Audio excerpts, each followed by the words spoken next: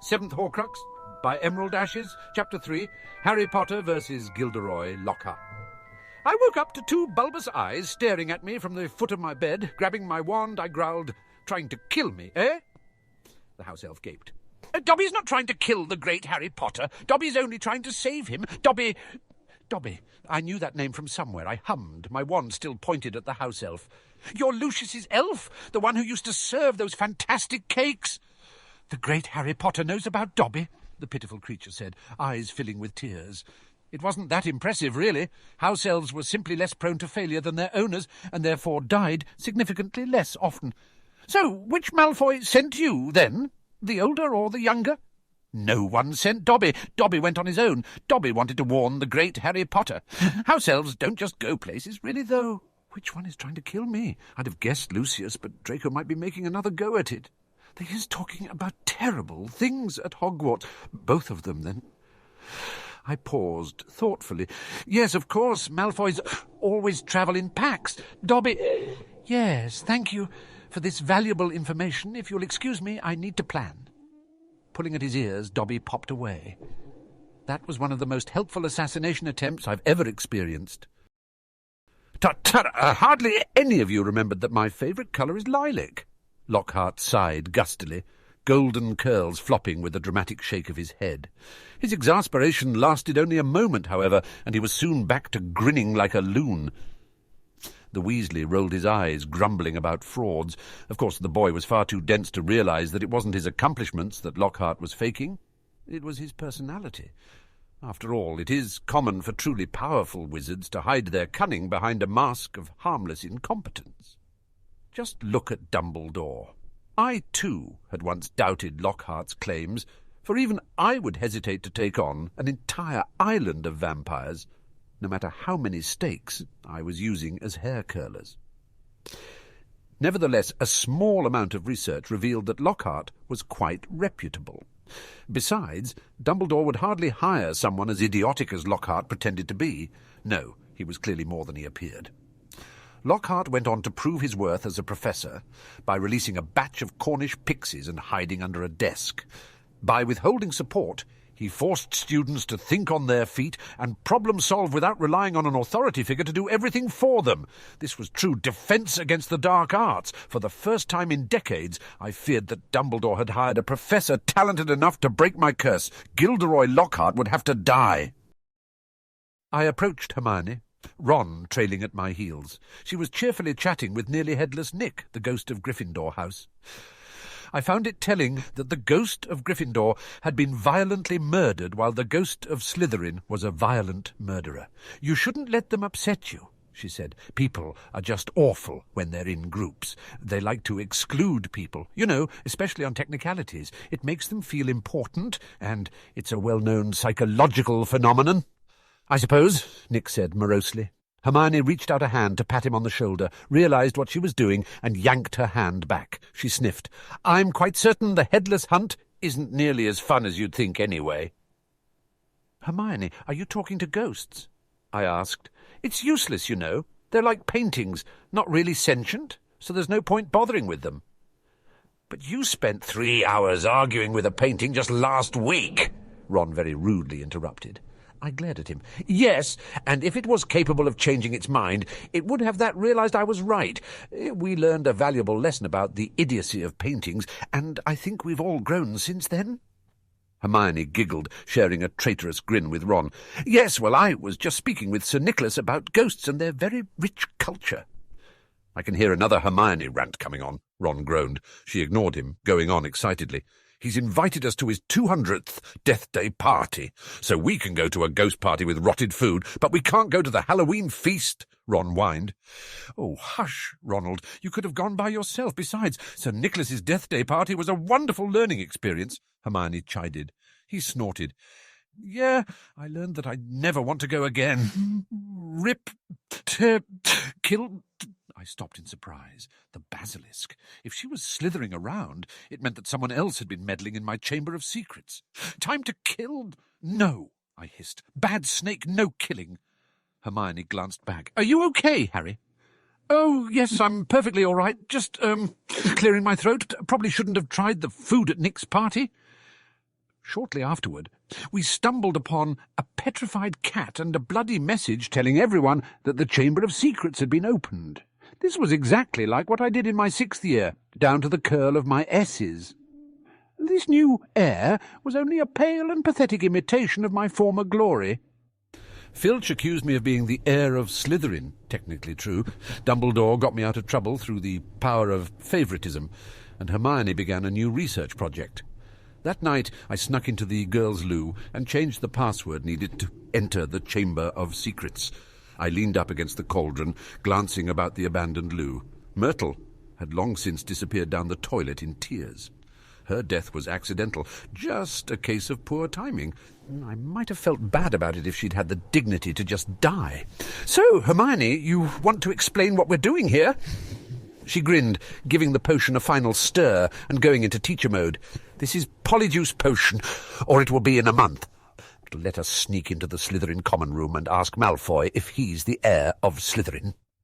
I frowned. "Hermione, of course he's the heir of Slytherin. Everyone's the heir of Slytherin." She wilted, confusion wrinkling her brow. "Come again." "Look, Slytherin lived 1,000 years ago, right?" 994. "Right. A long time. I'm not sure if you've noticed, but the wizarding population is kind of tiny. Everyone is related to everyone, so everyone's related to Slytherin. In fact, the only people in the school who are not the heirs of Slytherin are you and the other Muggle-borns, also possibly Ron." "Yeah!" the redhead yelled, sparking a wail from Myrtle's toilet. "Salazar had standards." The grin melted off his Weasley face. He said, "But it's still probably Malfoy, isn't it? I mean, him and the other Slytherins are the only ones who believe in all that blood purity stuff." I snorted. "If Malfoy were the heir of Slytherin, he'd be bragging about it all the time. He would be right here in our faces, bragging." "We're in the girls' loo," Hermione said. "Like that would stop him. He would follow us into the girls' loo just to brag about it. I mean, honestly, this is Malfoy we're talking about here. There are 2 things he mentions in every conversation, his father and his money. If he were the heir of Slytherin, there would be 3 things he'd mention in every conversation." Hermione pouted. "So, that means we don't need to brew an illegal potion with stolen ingredients, knock out 3 of our classmates, tie them up in a closet, sneak into the Slytherin common room, and interrogate Malfoy?" I gaped at her. "Was that your plan?" "I fear that Hermione may be the most evil of us all. That is concerning, since I am a retired Dark Lord." I stormed to the girls' loo, cloak snapping menacingly behind me. There had been another attack. This one targeted a student who aspired to be my minion one day. Though I had no particular fondness for Creevy, I also didn't have enough minions to start losing them to my own giant monsters. What was worse, however, was the imposter's apparent ability to guess my password. I suppose Slytherin's locket wasn't the most unique password, so I changed it into something less obvious.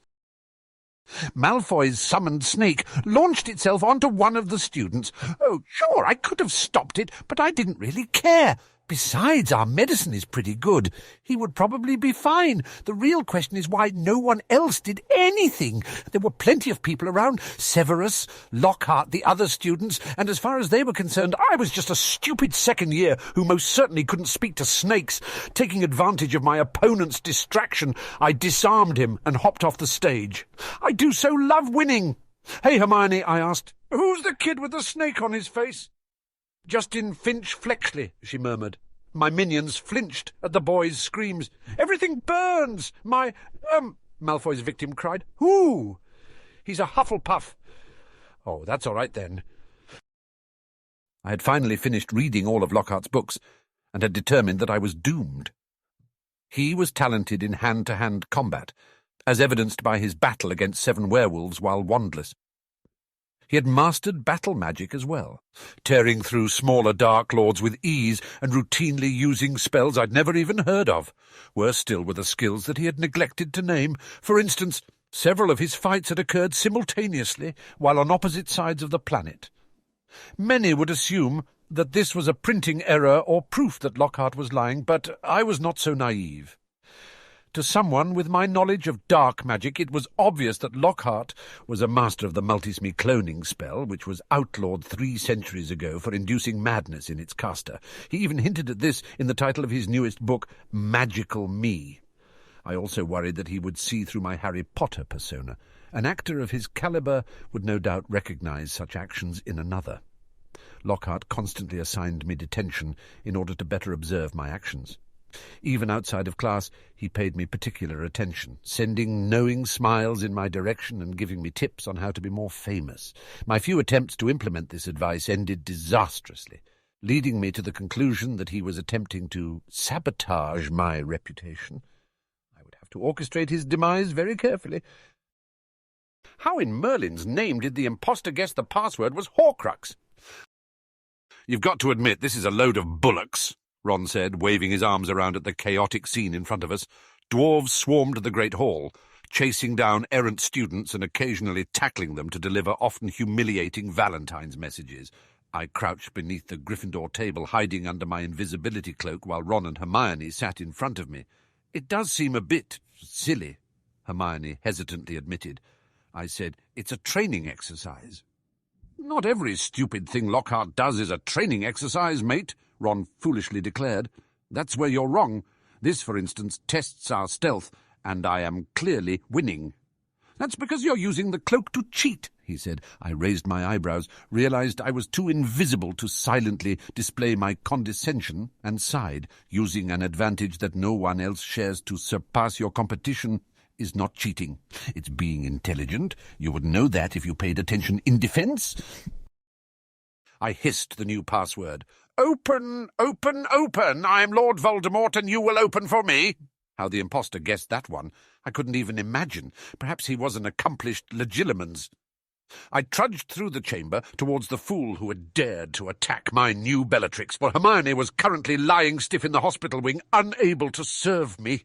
For months, I hissed Salazar, released the basilisk. "Stay behind me and close your eyes." "Yes, master." I waited in the chamber. Eventually, my fellow Parselmouth would come, and I would be there to catch him when he did. I settled into a cross-legged position and waited. It was very dark in the chamber, and impossible to tell if the castle had awoken. Yet, Tempus, 3:37 a.m. There was a leak from the ceiling, splashing water directly onto my head. I moved. It followed. I sometimes hate this castle. "Tempest! 7:50 a.m. Slytherin's statue failed to respond to insults regarding his heritage, appearance, or ability. It did attack when I cast the killing curse at it, however, and proved fairly susceptible to blasting curses. I transfigured the mound of rubble into a chair, Slytherin's scowling face hovering above my own. "Tempest! 1:15 p.m. "I'm hungry," I said. The basilisk hissed. "I haven't eaten in 300 years. It's been at least 18 hours for me," I commiserated. Sometimes I think that no one understands my suffering as well as the basilisk. Really, what was wrong with this new heir? He should be here by now. It had been at least half a day. I hadn't even changed the password. Still, I couldn't just up and leave. I was invested by Merlin, and I wasn't going until the impostor was put in his place. My resolve was unwavering. "Tempus, 1:55 p.m. "I'm still hungry. Wait, I have a brilliant idea," I said. "All I need is a house elf." I smirked. "House elf!" Nothing happened for several minutes. I muttered, "All right, maybe I need a name. Something stupid like Flimsy or Flopsy." I looked around. Still no food-bearing slave. What was the name of that assassin again? "Ah, right, Dobby!" The bedraggled creature popped in front of me, his eyes widening. "The great master Harry Potter, sir, is calling Dobby." "Feed me," I said. He came back after a few moments, several plates floating around him. My eyes lit up. "Is that duck? Master Lucy is wanting duck for dinner," he said. I was impressed. "You stole from him?" The house elf shifted uncomfortably. "Dobby did not steal. Dobby just gave snack to very powerful guest." I frowned. "But I'm not his guest right now." Dobby proceeded to slam his head against the ground. Shrugging, I dug into my meal, eating with all the table manners of a Weasley. Afterward, I looked down at where a very dazed Dobby sprawled on the stone. "Oh, right. And can you grab a peacock for my friend?" I gestured towards the basilisk. After that particular bit of entertainment, I settled down to wait more comfortably. Tempus? 4:30 p.m. Bored out of my mind, I drowsed under my invisibility cloak. I awoke to hurried footsteps and squinted through the cloak's starry cloth as a small robed figure walked inside. The red hair was unmistakable. Whipping the cloak off dramatically, I leaped to my feet. "You!" I exclaimed. "I should have known. You Weasleys, always so righteous, always in Gryffindor, are the true heirs of Slytherin. You've lain in wait for generations, hiding your true cunning behind a veil of idiocy. But now I see you for the pure-blood fanatics you have always been." The youngest Weasley gaped at my brilliant deductions. "What?" I took a moment to smugly survey my opponent. The girl looked shocked. One pale hand had dropped her wand in surprise, and her other clutched something to her chest. "A book?" I frowned. It looked familiar, though it was far too thin to be anything I'd read recently. "Oh, don't feign innocence, Weasley. It's obvious that you're all Slytherins. After all, every Weasley has been in Gryffindor for generations. Even the Gryffindor family didn't all go to Gryffindor. And your constant breeding is clearly a desperate attempt to produce Parseltongue from your impure blood." The Weasley laughed. "You think Ginny Weasley could open the Chamber of Secrets?" Her eyes trailed across me languidly. "So you're the great Harry Potter. I don't believe we've been introduced. My name is Tom Riddle." Suddenly I recognized the book. "Diary!" I shouted. "What in Merlin's name are you doing here?" He hissed. "How dare you address me so disrespectfully? I am Lord Voldemort." "You're going to regret that name in a few years," I said. "And I'm the real Lord Voldemort. You're just my Horcrux." Diary sneered. "You're Lord Voldemort? No, I think I'm Voldemort." I narrowed my eyes. No Diary was going to defy me. Well, at least I'm not in the body of a girl. I certainly don't remember being confused about that when I was in school. "I'm only using her body," I cut in. "Whoa there. She's only 12. I don't remember being confused about that either. His Weasley eyes flashed with fury. "You'll regret that," he hissed. With a smirk, he turned to the basilisk. "Attack!" "No, don't do that," I ordered in Parseltongue. "The basilisk has no way of identifying the one true heir of Slytherin. It's a snake, not some magical lineage device. As such, it follows any command given in Parseltongue." Diary glared. "Attack him!" "Don't do that," I ordered. "In fact, never attack me. And don't listen to any of his orders, either." "That isn't fair," he grumbled. I sighed, wishing my younger self was less of an idiot. "Diary, we are a Dark Lord." Diary snatched up the Weasley girl's wand. "I don't need the basilisk for this, anyway. I wonder if we were to fight, who would win?" I glared. "Me? Really? I don't think so." "You stop this nonsense and get back in your diary, young man." The Weasley girl smirked. "Of course you could always join me. I might let you rule at my feet." "Avada Kedavra," I said, pointing my wand at the diary. The Weasley collapsed as the book glowed green and the soul inside screamed. The Horcrux was destroyed or released or something like that. It was a necessary evil. I had enough competition without another me running around.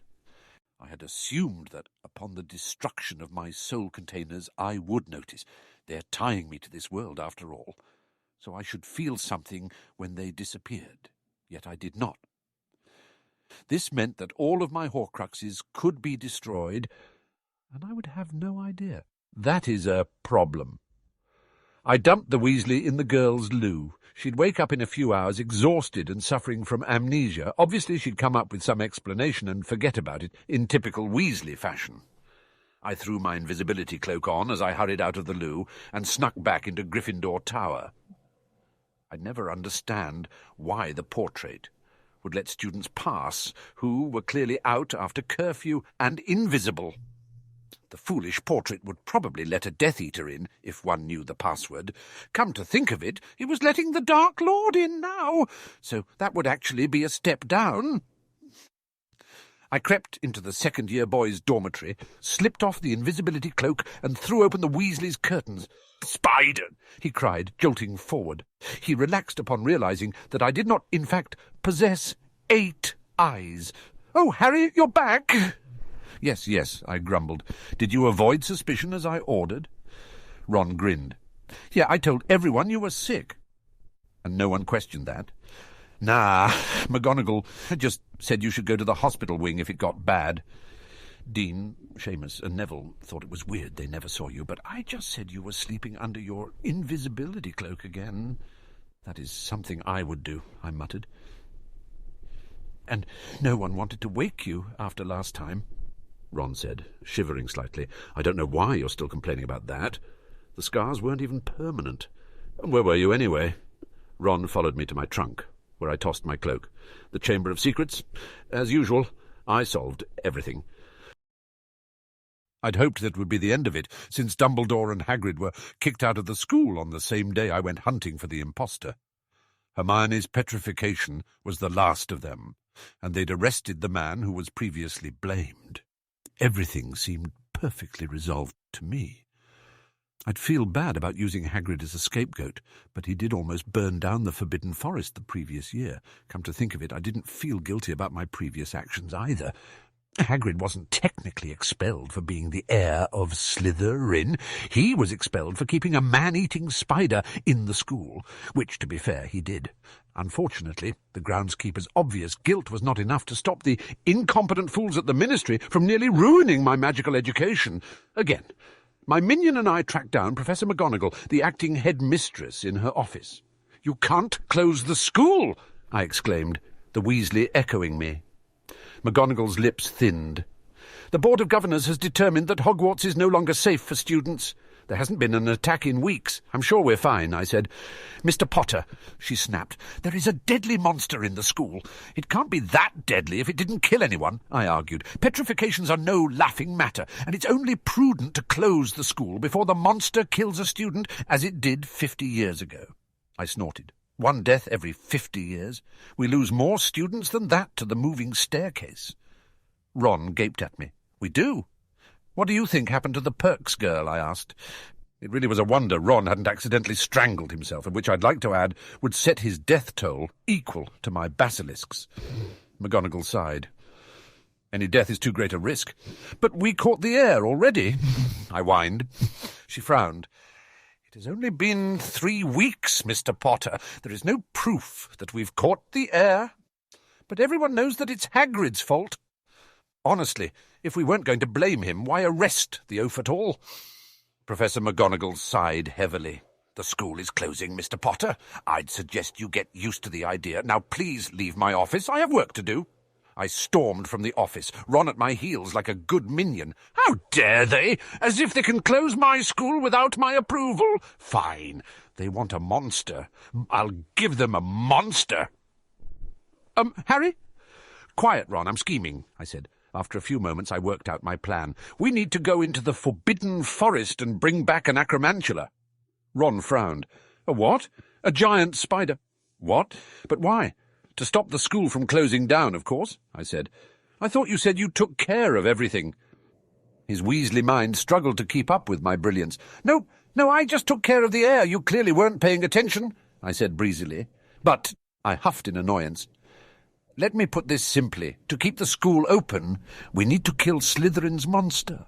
The monster is in the forest. To kill it, we have to take it in the school." There. That was a close enough approximation of the truth. Most importantly, it was the explanation that would convince my minion to assist me, or at least keep him too confused to argue. Ron shrugged. "Okay. All right, we're agreed then. We go into the forest tonight. How is your stunning spell?" "I never learned the stunning spell," he said. "Then you get to be bait," I said. He was always going to be bait, but I figured he'd agree more easily if he thought it was his fault. Mate, are you sure about this?" Ron asked, trudging through the Forbidden Forest. I floated next to him on a school broomstick and sighed loudly to ensure it would be heard through my invisibility cloak. "Ron, when have I ever been wrong about anything?" "What about?" I quickly interrupted. "That was a rhetorical question." "I still think this is a bad idea," he muttered. "Spiders are bloody terrifying." "Didn't you pay attention to the hat? Gryffindors aren't afraid of things. If you wanted to be afraid of things, you should have gone to Hufflepuff." Ron nodded sullenly. "No one wants to be a Hufflepuff." We followed the spiders deep into the forest and at last found one of the larger acromantulas. From black-furred leg to yellow eye, it was about the size of a horse. Its fang as long as my arm. That should be intimidating enough, I whispered. Ron, that's it. It's so big, he stuttered. You have to get its attention, I said. Wave your arms or something. Ron stood completely still, utterly failing at fading into the greenery. Hufflepuff. I cleared my throat and yelled, Hey, Spider! I, the red-headed boy to your left, am very delicious. Was that so hard?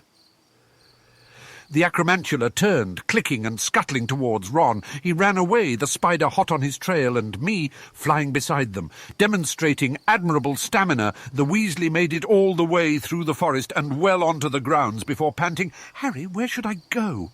I smirked beneath my cloak. The defence classroom, of course. Lockhart will take care of it.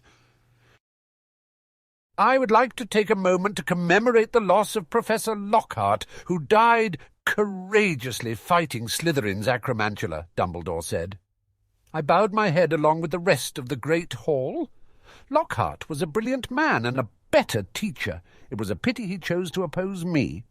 After no more than a second, Dumbledore clapped his hands and cheerfully remarked, Now let's move on to happier matters. It's time to award the House Cup. I listened raptly. Hufflepuff was in fourth place, naturally, with Gryffindor well above and Ravenclaw slightly ahead. Slytherin was set to be the winner. Dumbledore sighed. Yet I find myself once again needing to award points for special services performed for the school. To Mr. Ronald Weasley and Mr. Harry Potter for locating Slytherin's monster and saving the school, I award 100 points each.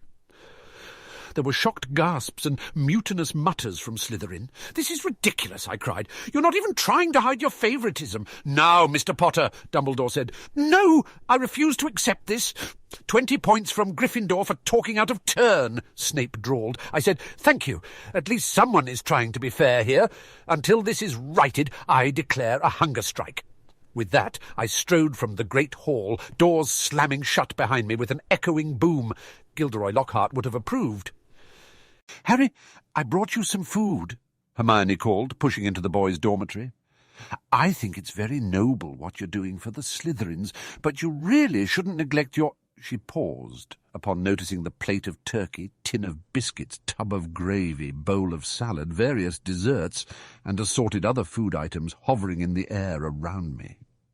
Oh, you're eating, I said. Of course I'm eating. I can't just starve myself every time Dumbledore does something immoral. I'd be starving myself all the time. Hermione frowned. But you said you were going on a hunger strike. Yes, I definitely said that. I took a bite of biscuit, taking care to swallow before speaking again. I'm not a Weasley. Hermione sighed and said, Where did you get all of this anyway? Want some for yourself, eh? I grinned.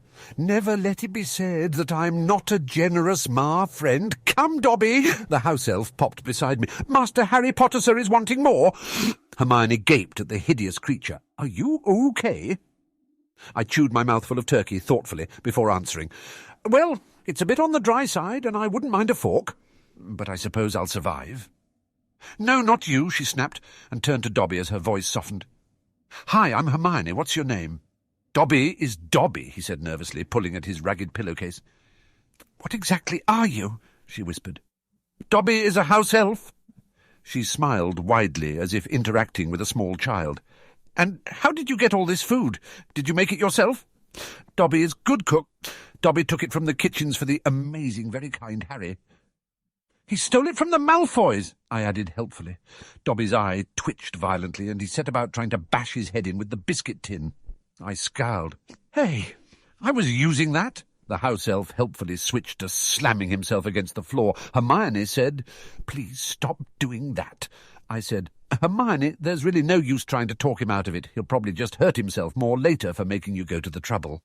But why? Hermione sniffled. I shrugged. That's just how house elves are. Honestly, I think they may actually like that sort of thing. But there are some things you just don't tell a 12-year-old girl. I do have some decency. She bit her lip but dropped the subject. There was something else I wanted to ask you, actually. I just didn't have time, what with making up all the classes I'd missed. And getting O's in all of them, I'm sure. I said. There was a loud crack. You see, I said, it was probably the floor. Dobby, fix the floor before you leave. Yes, Harry Potter, sir, he squeaked. She continued, all right then. Well, I was just wondering about Slytherin's monster. I was looking it up in the library before my petrification, and I was really quite certain it was a basilisk. I laughed for a good, long while. When Hermione's ideas seemed sufficiently mocked, I said, Hermione, that is completely ridiculous. Do you know how rare those are? Besides, it was definitely an acromantula. Everyone saw it. Well, I saw the creature's reflection in my mirror, and it only had 2 eyes. Are you sure? It was a pretty big spider, Hermione. You might have only seen 2 eyes, but there were 6 more above them. She shook her head. And I've read Fantastic Beasts and Where to Find Them twice now. Acromantulas don't petrify people. Basilisks do. I reached forward to pat her on the shoulder. It was an enchanted spider, obviously. I guess that makes sense, she said, in a voice that implied that it really didn't make sense at all. I still can't believe Hagrid wanted to kill Muggleborns, though. I shook my head regretfully. Honestly, I'm surprised it took so long to arrest him. He did the same thing 50 years ago. 50 years of biding his time, pretending to be an idiot, only to finally strike. We should all hope to be as Slytherin as Hagrid. Why would we want to be Slytherin at all? Hermione asked. I smiled, hoping it wouldn't twitch too noticeably. That's not important right now. Dobby, bring us cakes. My 2 months of exile in the Muggle world were not as terrible as they might have been. The Dursleys continued to acknowledge my superiority and ability to injure them at any time, and my minions kept me well informed of news in Wizarding Britain. During my trips to proper civilization, I began tentatively researching Horcruxes and similar rituals.